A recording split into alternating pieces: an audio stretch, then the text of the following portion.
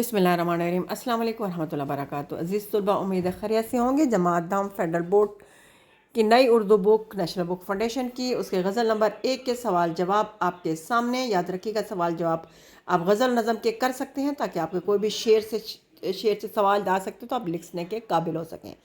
Number 1 है, अलिफ है, आतिश गुल से तमाम चमन को दहकने से शायर की क्या मुराद है? शायर ने महबूब को फूल और बज़्म को चमन यानी बाग से तशबीह दी है। शायर कहता है कि इस गुल यानी महबूब की आग से बाग दहक रहा है यानी रोशन हो गया है। मौसम बहार में गुलाब या दूसरे फूल बड़ी तादाद में खिले हैं और दूर से लग रहा है कि आग दहकी हुई है। ये मंजर देखकर लग रहा है कि मेरे महबूब की खूबसूरत चेहरे से पूरी महफिल रोशन है। आसान जवाब है। अगर आपको तशरीह आती है तो आप जवाब आसानी के साथ देख सकते हैं।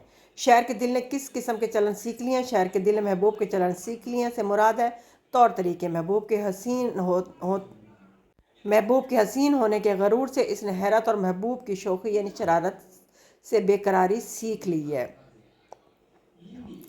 छोटे छोटे जवाब आते हैं, आप तशरीह में से लेकर इसको जो है ना लिख सकते हैं और याद कर सकते हैं आसानी के साथ। बिल्कुल तशरीह के अंदर से लिए हमने भी।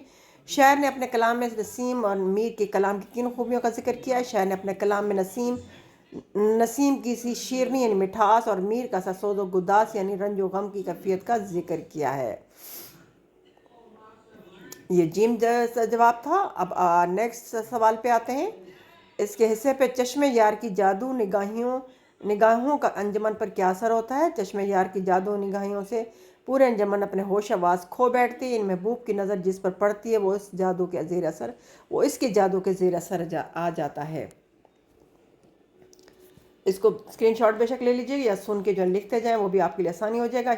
नेक्स्ट है, शायर के मुताबिक अहले जोर की सख्तियाँ बढ़ने का असर क्या होगा? शायर के मुताबिक अहले जोर की सख्तियाँ बढ़ने से लोगों के अंदर जज्बा हुर्रियत पैदा होगा, वतन की मोहब्बत जागेगी और वो मुत्तहद होकर दुश्मन की ताकतों को निकाल देंगे। ये भी आसान है, ये भी आपकी तशरीह से लिया गया है, आप इसको इसी तरह ही लिख सकते हैं। थोड़ा सा आप तवज्जो देंगे तो आपको खुद ही समझ आ जाएगा कि अगर आपने तशरीह अच्छी तरह की है तो आप इन जवाबात भी अच्छी तरह लिख सकते हैं। नेक्स्ट है, नाज़नीन के क़याम से दक्कन की सरजमीन की सूरत नाज़नीन के क़याम से दक्कन की सरजमीन क्या सूरत इख्तियार कर? यहाँ पे क्या आएगा? नाज़नीन के क़याम से दक्कन जो एक आम शहर था वो गुलजार बन गया। इस महबूब के आने से दक्कन को 4 चांद लग गए। अगला नज़म और गज़ल के हैयत के लिहाज से इम्तियाज़। नज़म के हमने पिछले जो है ना वो नज़म जो है आपके ख़ुताब नौजवान इस्लाम वो हम पढ़ चुके हैं, उसमें सारी नज़म की डेफिनेशन दी। आप बिल्कुल सेम इसी तरह याद कर लें।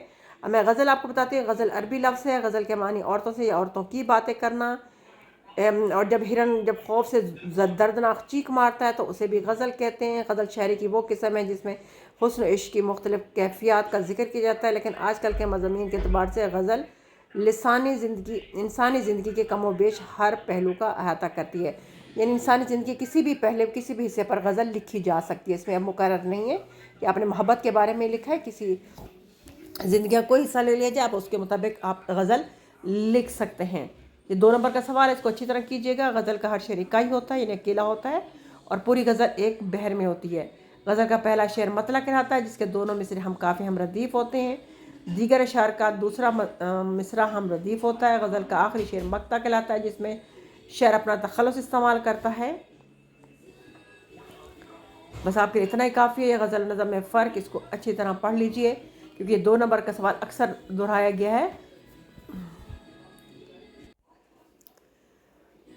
ये उसके बाद जो है ना वो आपके MCQs है। गज़ल का पहला शेर जिसके दोनों में से हम काफ़ी हम रदीफ़ हो मतला होता है। मतला गज़ल का कौन सा शेर होता है? मतला गज़ल का आखिरी मक्ता गज़ल का आखिरी शेर होता है। मक्ता के लिए